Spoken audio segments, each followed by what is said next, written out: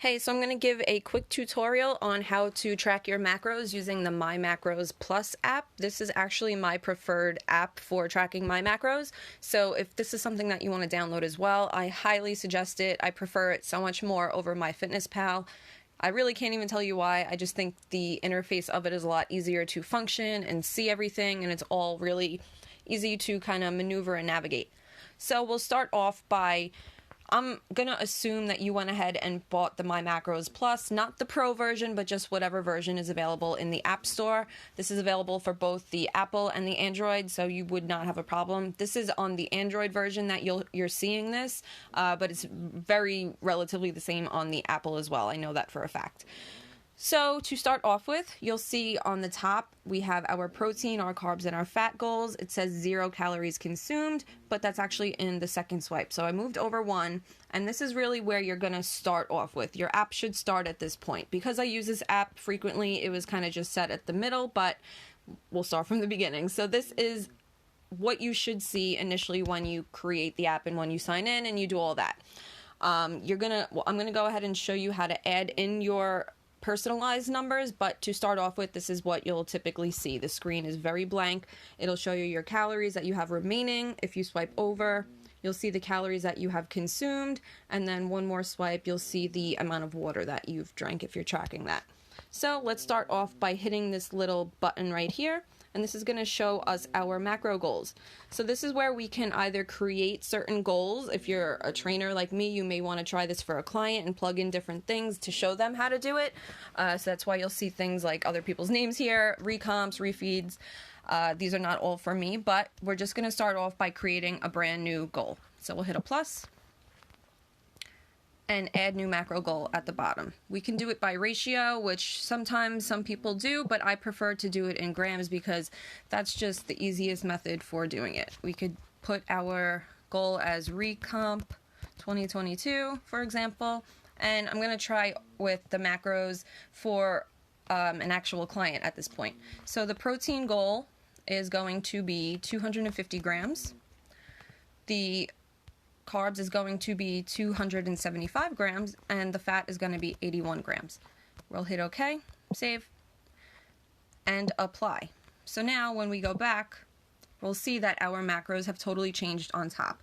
They went from whatever they were, the 140 and 1600 calories, to this 2829 calories and everything that we see here. Very easy, very simple to go. And this is actually why I prefer it, because for a very little amount of money, you're actually able to put in your customized macro numbers, whereas in MyFitnessPal, you're only able to track your calories. So let's go ahead and start tracking our food. Track now.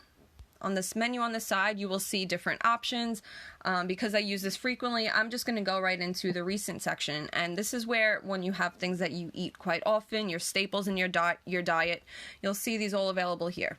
So for example, let's plug in a breakfast. So let's go to our egg whites on top. We'll hit breakfast, our 4 large egg whites, and everything that we're looking for is already plugged in here. So we'll just go ahead and add that. If we want to scan a barcode like we did on the other app in MyFitnessPal, let's do that again. So we'll go to our barcode scanner, scan our peanut butter, and you'll see here that it actually scans it as 1 tablespoon, which we know from previous that that's not even the nutrition label information. The serving size on the nutrition label is stated as 2 tablespoons or 32 grams. So in order to change this, we want to hit that button up top and edit food info. And this is going to be our magic screen that when we're adding in food custom, we want to make sure everything here is accurate. So we'll start off with serving size 32, because remember, we're keeping it in grams, and we're going to go grams. From this point, we want to make sure that everything below is accurate. Since it's not changing over, we'll plug in whatever it says on the nutrition label. We don't have to go crazy with all the other little things like cholesterol. You can do sodium. I don't, but you can. 6, and protein is 7. And we'll go save. Well, you can actually choose whatever this is, condiment, fine, save. So now it's plugged in for 1 gram. If we want to have 12 grams for breakfast, the math does it for itself. Very simple, very easy to do it. If you want to add something in custom completely, say it won't scan the barcode and you don't necessarily know what it is, but you do know the nutrition label info for it, you can do this. So we'll put Rice Krispie Treat, for example, just because I have them sitting here. Brand doesn't matter. Serving size, let's do this again. So we can do it either as 1 bar or by grams. Something like a Rice Krispie Treat is very rare that you're going to be weighing it in grams, so we'll keep it in the bar section. So we'll just do 1 serving, 1 bar, make it easy, and then we'll plug in the calorie info, all the nutrition info that's stated on the side of on the nutrition label. 2 grams fat, 17 grams carbs, and when it's less than 1 gram protein, I don't even add it. 0. Fast food, sure, whatever. Save. Do we want to add it to our meal? Sure. Let's add it in. So we're going to have a bar. Let's have 2 bars. Great. Plugged right into our app. And so you will see the more we add in, again, whatever we have remaining, our calories remaining, is all on the top screen. If we want to go by what we have eaten thus far, we can use the second screen up top. So it's really up to you, however you choose to view it, but it's much easier because you'll also see meal by meal.